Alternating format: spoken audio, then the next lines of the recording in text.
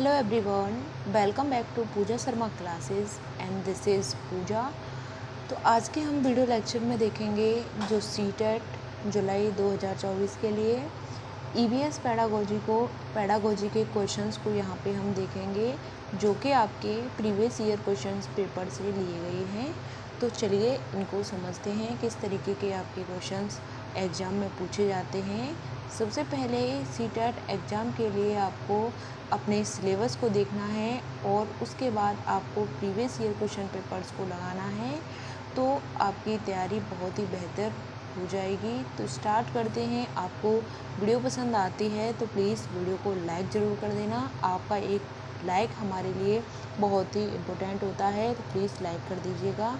तो स्टार्ट करते हैं। क्वेश्चन नंबर 1 आता है आपका कि श्री रोहन ने विषय जल का संरक्षण पर एक भूमिका निर्वहन का आयोजन किया, यानी कि किस विषय पर जल के संरक्षण पर तो भूमिका निर्वहन का आयोजन किया। अपनी कक्षा में रोहन के द्वारा इस भूमिका निर्वहन को आयोजित करने का क्या उद्देश्य है। तो यहाँ पे इसका उद्देश्य बताना है आपको कि जो भूमिका निर्वहन है इसको आयोजित करने का क्या उद्देश्य होता है। ऑप्शन 1 आता है कि वह विद्यार्थियों को भावी पीढ़ियों के लिए जल के संरक्षण की आवश्यकता के प्रति संवेदनशील बनाना चाहता है।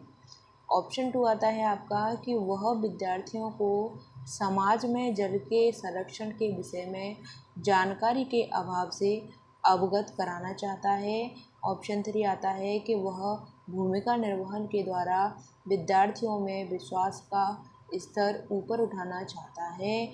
ऑप्शन 4 आता है कि वह जल संरक्षण के विषय में विद्यार्थियों के विचार को जानना चाहता है, जिससे वह उन्हें सही मार्गदर्शन कर सके। तो जल के संरक्षण के बारे में बताना है कि भूमिका निर्वहन का आयोजन किस उद्देश्य से किया गया था।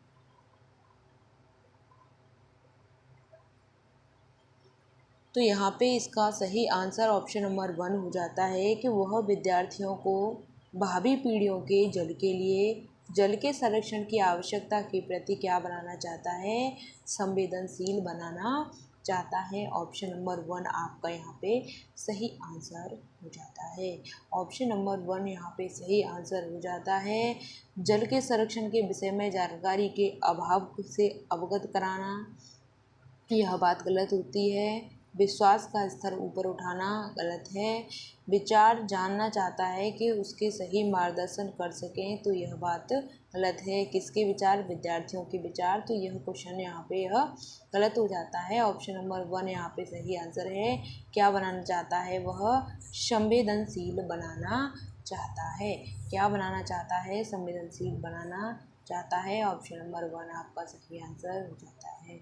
क्वेश्चन नंबर आपका सेकंड आता है। आपको बताना है कि ईवीएस की पाठ्यचर्या की रूपरेखा, जो ईवीएस की पाठ्यचर्या है इसकी रूपरेखा बनाई गई है। तो कैसी बनाई गई है, चलिए समझते हैं।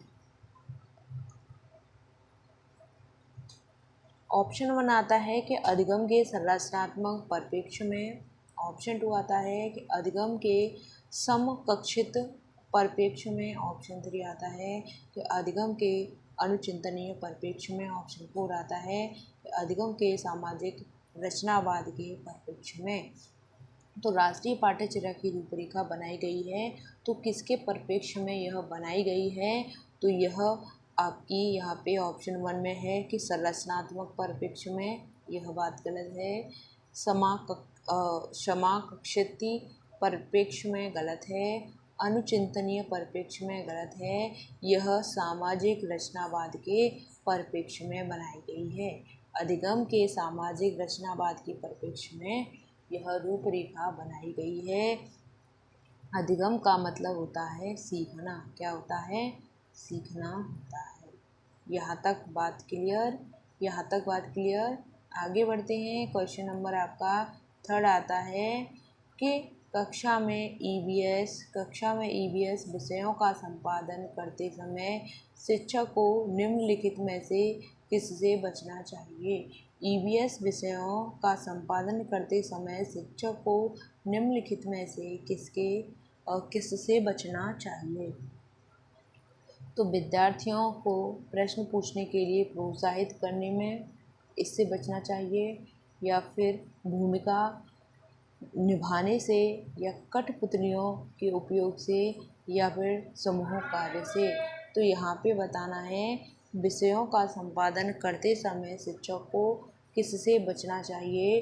तो इसका सही आंसर आपका यहाँ पे ऑप्शन नंबर यहाँ पे 1 हो जाता है। इस चीज़ से बचना चाहिए कि विद्यार्थियों को प्रश्न पूछने के लिए हतोत्साहित करने से हमें क्या करना चाहिए, बचना चाहिए।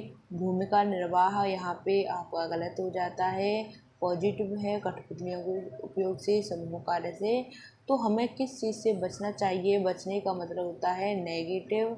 तो नेगेटिव चीज़ें आपकी यह प्रश्न पूछने के लिए हतोत्साहित करना हमें बच्चों को नहीं करना है। तो इसलिए आपका ऑप्शन नंबर 1 यहाँ पे सही आंसर हो जाता है। आपको वीडियो पसंद आती है तो प्लीज़ वीडियो को लाइक ज़रूर कर देना। विद्यार्थियों के लिए ईवीएस पाठ्यक्रम में विषयों और उप विषयों का चयन किया गया है। विषयों और उप विषयों का चयन किया गया है किसके पाठ्यक्रम में? ईवीएस के पाठ्यक्रम में। तो कौन सी विषय हैं और कौन सी आपकी उप विषय हो जाती हैं ईवीएस पेडागोजी के अंतर्गत? तो ऑप्शन 1 आता है कि विज्ञान, सामाजिक विज्ञान, पर्यावरण शिक्षा, मुद्दों का एक सामान्य अंतरापृष्ठ प्रदान करने के लिए। तो यहाँ पे बताना है ऑप्शन 2 में कि दिलचस्प तरीके से ईवीएस सीखने के लिए। ऑप्शन 3 आता है कि गतिविधियों को सरल से जटिल की ओर संचालित करने से, या फिर ऑप्शन 4 आता है तत्काल पर्यावरण की बेहतर समझ विकसित करने के लिए। तो यहाँ पे बताना है आपको कि विषय उप विषय के विषय में कि कौन सा पाठ्यक्रम ईवीएस के लिए चुना गया है। तो इसका सही आंसर आपका ऑप्शन नंबर 4 हो जाता है कि तत्काल पर्यावरण की बेहतर समझ विकसित करने के लिए। कैसी समझ? तो बेहतर समझ विकसित करने के लिए इसका चयन किया गया है। यहाँ पे मुद्दों का एक अंतरापृष्ठ प्रदान करने के लिए बात गलत होती है। दिलचस्प तरीके से ईवीएस को सीखने के लिए यह बात गलत हो जाती है। जटिल की ओर संचालित करने के लिए यह बात गलत हो जाती है। तो यहाँ पे इसका सही आंसर ऑप्शन नंबर 4 हो जाता है कि हमने इस विषय का चयन इस वजह से किया है कि बच्चों की क्या हो, बेहतर समझ हो। ठीक, बेहतर समझ बच्चों की हो। ऑप्शन नंबर 4 आपका सही आंसर यहाँ पे हो जाता है। आगे बढ़ते हैं। क्वेश्चन नंबर आपका नेक्स्ट आता है कि निम्नलिखित में से कौन सा विषय उप विषय नीचे दी गई क्षमता से संबंधित हो सकता है। तो उन लोगों के लिए परामर्श व मानसिक कल्याण के बारे में सुझावों का मूल्यांकन करता है जिन्होंने आपदा का सामना किया है और अपने घर को खोने के आघात का सामना किया गया है। तो यहाँ पे बताना है यह यात्रा है, आश्रय है, कार्य और खेल है, या फिर पानी है। यहाँ पे पूछा है आपसे कि कौन सा विषय उप विषय के नीचे दी गई क्षमता से संबंधित हो सकता है। तो उन लोगों के परामर्श और मानसिक कल्याण के बारे में सुझावों का मूल्यांकन करता है जिन्होंने आपदा का सामना किया है और अपने घर को खोने के आघात का सामना किया है। तो क्वेश्चन नंबर 5 का यहाँ पे आंसर आपका ऑप्शन नंबर 2 हो जाता है। किसको खोने का? घर को खोने का आघात का सामना किया है।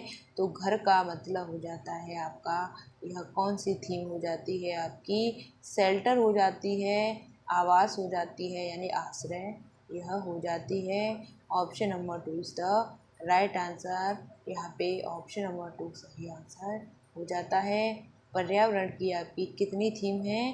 तो पर्यावरण की आपकी 6 थीम हो जाती हैं। आगे बढ़ते हैं। क्वेश्चन नंबर आपका 6 आता है कि ईवीएस में पानी की बर्बादी और ईवीएस में किसकी बर्बादी? पानी की बर्बादी और इसके संरक्षण के शिक्षण में सबसे उपयुक्त रणनीति हो सकती है?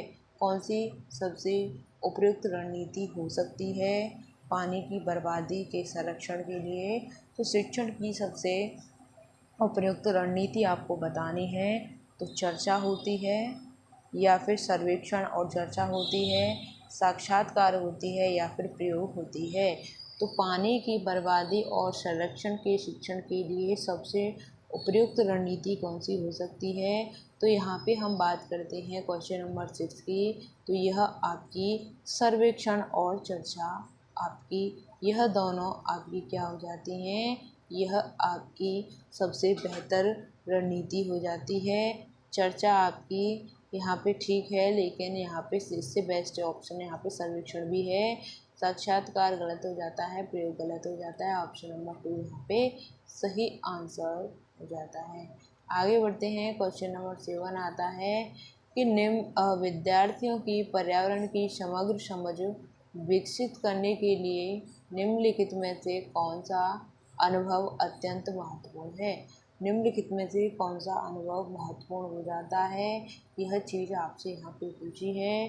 तो प्रासंगिक अनुभव होता है, अमूर्त अनुभव होता है, वैश्विक से स्थानीय अनुभव होता है, या फिर समावेशी अनुभव होता है। तो यहाँ पे बताना है कि पर्यावरण की समग्र समझ विकसित करने के लिए निम्नलिखित में से कौन सा अनुभव अत्यंत महत्वपूर्ण हो जाता है? तो कौन सा अनुभव महत्वपूर्ण होता है? क्वेश्चन नंबर 7 का सही आंसर ऑप्शन नंबर 1 होता है। यह आपका प्रासंगिक अनुभव होता है। कौन सा अनुभव होता है?